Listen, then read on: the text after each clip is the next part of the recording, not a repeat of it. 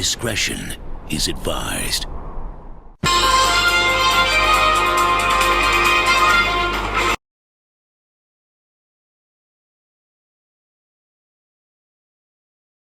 Nadine Geddes pleads guilty to sister Tamara Geddes' murder. 39-year-old Nadine Geddes on Tuesday pleaded guilty in the Hillary session of the Trelawney Circuit Court to the murder of her sister, 36-year-old Tamara Geddes, who was shot in her bedroom in the reserve community in the parish last year. The 36-year-old Geddes was reportedly gunned down in the presence of her 10-year-old daughter on Friday, June 19, 2020. On Tuesday, Nadine's two daughters, 21-year-old Shanice Ruddock and a 15-year-old, also pleaded guilty to the charge of misprision of a felony in the case when they appeared before Justice Martin Gale. They were both offered bail in the sum of $100,000 with surety by Justice Gale. Rexon Knott, 24, another defendant who was jointly charged with murder and conspiracy to murder in the matter, pleaded not guilty and was set free as the court had insufficient evidence to proceed against him. However, the court heard that co-accused Brian Shelley, Owen Irving, and Tashana Young, whose files were incomplete, were remanded in custody until Monday, February 22nd. Both Geddes and her two daughters are expected to return to court on Friday, February 26th for sentencing. Meanwhile, before the start of the matter involving her sister's killing, Nadine Geddes also pleaded guilty to conspiracy to murder 33-year-old Tanisha Miller of Prairie Park, also in Trelawney. Miller is now facing the capital charge for the fatal stabbing of Nadine's brother, 38-year-old Gregory Geddes, a raft captain of Reserve District. The raft captain was killed during a dispute with Miller at a bar in Martha Brae in December 2019. Yesterday, Ernie Smith, who represented Tamara's niece Ruddock in court, indicated that on the day of her sentencing, he will be seeking leniency on behalf of his client. She had been set for sentencing for the 22nd of February, but in the meantime, his lordship has offered her bail of $100,000 until the matter comes up for sentencing. I will be making a certain application to his lordship and suggestions as to what ought to be the most appropriate sentence to be imposed in all the circumstances, Smith told reporters. It was clear from the evidence that she knew that her mother had done something wrong with others, but unfortunately she did not tell the police. She did not tell the police, firstly out of respect for her mother, and secondly out of fear being a young person. She was 20 years old at the time. So having regard to the nature of the evidence that was before the court, she entered a plea of guilty to imprison of felony. In a nutshell, what that means is that knowing that a felony has been committed, she did not make a formal report to the relevant authorities, he said. The Hillary session of the Trelawney Circuit Court commenced on Tuesday with 52 cases on the list, including 17 new cases and 35 traversed. Murders and lottery scamming offenses topped the list.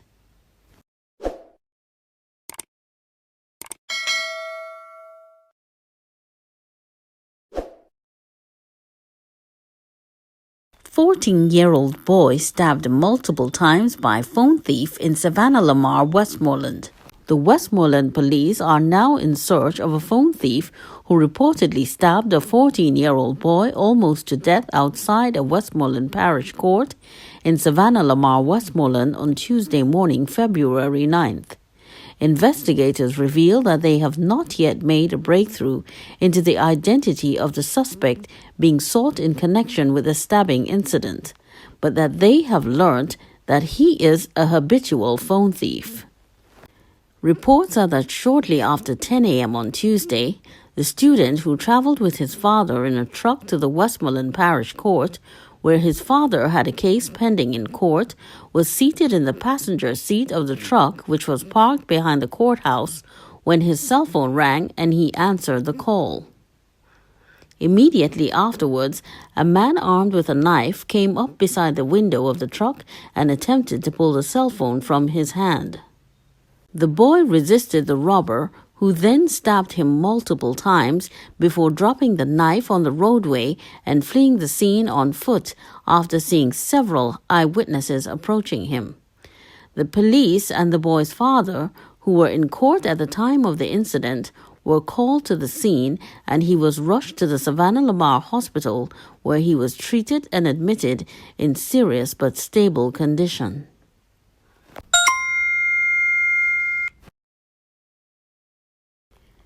Man charged with girlfriend's murder in Cascade, St. Anne. A man has been charged in relation to the stabbing death of his girlfriend during a domestic dispute in Cascade, St. Anne last week. Javel Lindo, a 24-year-old resident of Cascade, was charged with the murder of 31-year-old Kenesha Reed, a bartender of Fraser District, also in Cascade. It was reported that sometime after 11 p.m. on Saturday, February 6th, Reed and Lindo, said to be a farmer, had an argument at a premises in the community. Subsequently, a knife was reportedly used by Lindo to stab Reed several times. She was pronounced dead at hospital while her alleged attacker turned himself over to the police. He was charged on Wednesday this week following a question and answer session. On Sunday, head of the St. Anne Police, Superintendent Dwight Powell, said the reports indicated that the killing resulted from a domestic dispute between a man and his girlfriend, instigated by jealousy.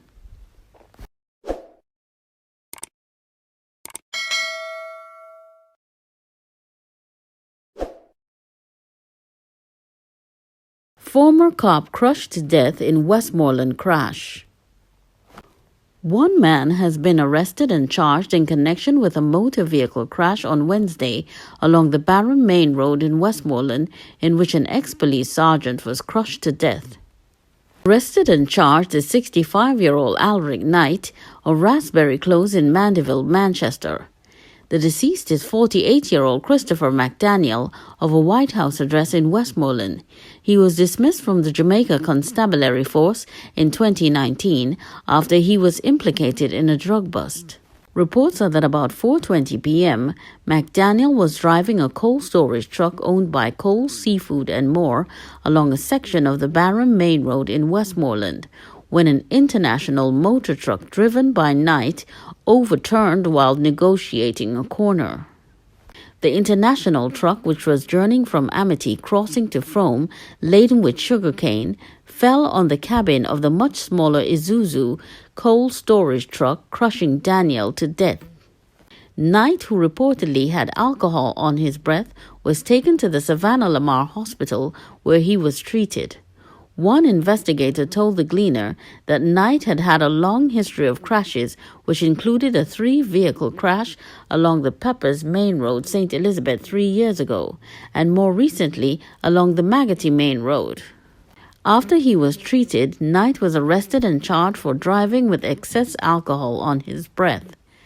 A policeman who was clearly saddened by McDaniel's death told the Gleaner that he was a very kind and considerate individual who enjoyed their respect. In light of the crash, Senior Superintendent of Police Gary McKenzie, who heads the Public and Safety Enforcement Branch, has issued yet another warning to motorists to use the roads safely and wisely. Since January, there have been 43 road crashes across the island, resulting in 48 fatalities. While serving as a police officer, McDaniel was convicted in December of 2018 for the offenses of possession of and trafficking in 2,445 pounds of ganja. He was fined $15,000 or 12 months in prison for possession of ganja and $750,000 or 18 months in prison for trafficking. Additionally, he was also sentenced to 12 months in prison, suspended for 3 years. The sentences were handed down in the Hanover Parish Court on February 1, 2019. It was reported that in July 2017, a truck that was being driven by McDaniel, who was then a police sergeant, was intercepted in Green Island, Hanover. The truck contained 48 knitted bags with ganja, weighing a total of 2,445 pounds, according to evidence that was led in court. The cop, along with 2 other men, were arrested and charged. One of the men pleaded guilty, while the other was freed of the charges against him. At the trial, McDaniel insisted that he had no knowledge that ganja was inside the vehicle, which he claimed belonged to a relative of his. He insisted that he had been called to drive the truck for someone. However, he was found guilty by Senior Parish Judge Sharon Barnes at the end of the trial. $5 million bank robbery in White House, Westmoreland. The Westmoreland police have launched a probe into a $5 million heist by a group of armed robbers at the Community and Workers of Jamaica Cooperative Credit Union in White House, Westmoreland on Tuesday afternoon. No one was hurt, but the robbers reportedly made off with the cash along with cellular phones taken from staff members and customers at the facility. They also reportedly made off with the security guard's firearm and surveillance equipment. Reports are that about 12:30 p.m., several armed men entered the credit union, held up the security guard at gunpoint, then demanded the cash before making their escape in 2 motor cars. It's the second reported armed robbery of a financial institution in the parish since the start of the year. Last month, armed men held up and robbed a money transfer outlet in Negril in the parish, where they took an undetermined sum of money. They also made off with cellular phones taken from customers and workers. Last July, gunmen escaped with more than $3 million during an armed robbery at the J&B Bank money shop in White House, Westmoreland.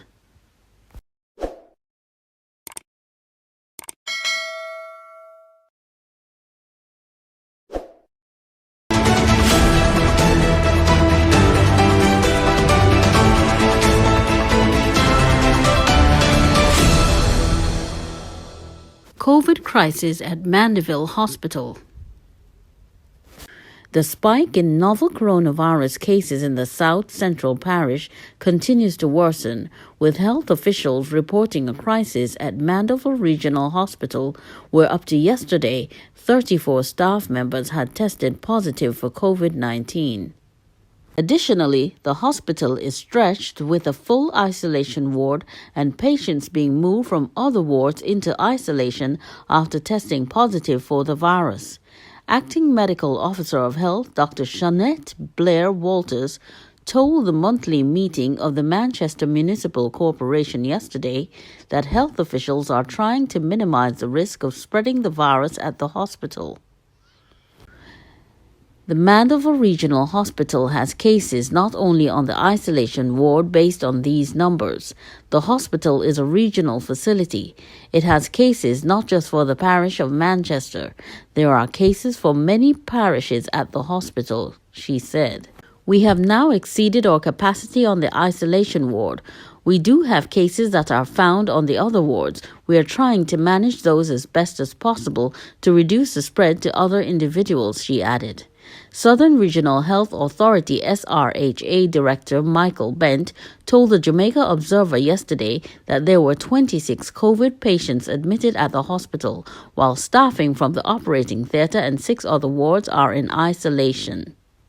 The SRHA, which has oversight of the facility, in a press release yesterday said, since last March, 61 of the hospital's 780 staff members have contracted the virus, of which 27 have fully recovered and are back at work.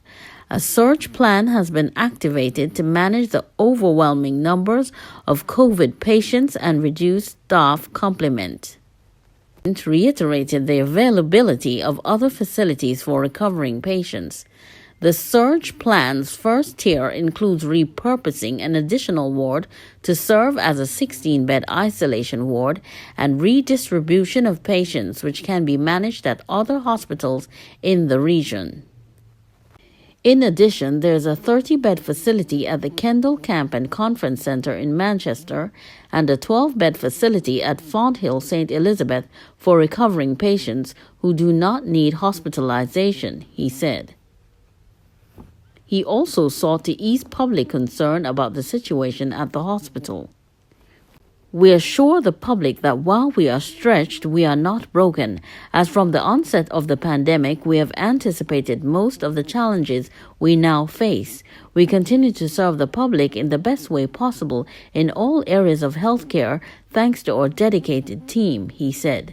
Meanwhile, Dr. Blair Walters said healthcare workers were not necessarily infected while on the job. Just like other persons in our community, there are times when healthcare workers drop their guard. Globally, it has been observed that healthcare workers tend to drop their guard outside of the workplace. So many times they become infected not on the job, but outside of the workplace, she said. Sometimes they fall prey to the infection in other circumstances. This is not to say that they may not pick up the infection in the workplace, she added. The hospital CEO, Alwyn Miller, disclosed that investigations reveal that 10 of the active cases are likely to have been contracted outside of the hospital. He had told the Observer on Wednesday that an assessment would be done of the operating theatre after 27 of its staff contracted COVID-19, but stated that there were sufficient staff members to attend to emergencies. In Manchester North Eastern, Percy Junior Hospital is being closely monitored. As it relates to COVID-19 situation in Manchester, our cases spread right across the parish. We, however, have noticed a concentration of cases mostly centrally, that is Mandeville and its immediate surrounding communities. We also have a concentration of cases in the northern sections of the parish, she said. We have seen increases in the south, but those cases are less than in the north, she said, adding that 7 of the deaths occurred in the last week and a half or 2 weeks. We have seen increases in the south, but those cases are less than in the north, she said, adding that 7 of the deaths occurred in the last week and a half to 2 weeks.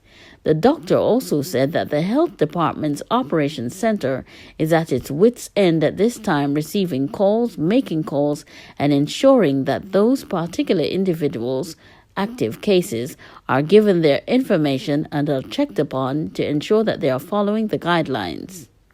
In recent days, we have hit some high numbers. We have never had those numbers before, and certainly these numbers are not necessarily reflecting behaviors today, but those prior to, and we are now reaping the consequences of those behaviors, she added. Our emphasis really has to stop and get people to think about their behavior and to change. The numbers will continue to rise if we do not change our behavior, she said. Mayor of Mandeville, Donovan Mitchell, was unhappy with the situation. We are in a crisis in the parish. We all would have been reading the Observer and realizing what is happening in the parish. Something seems to be falling on deaf ears. The health services in the parish are not too far from a crisis. We can't take business in the parish as usual, he said. Snippet taken from a viral video of a woman mercilessly beating her adult son.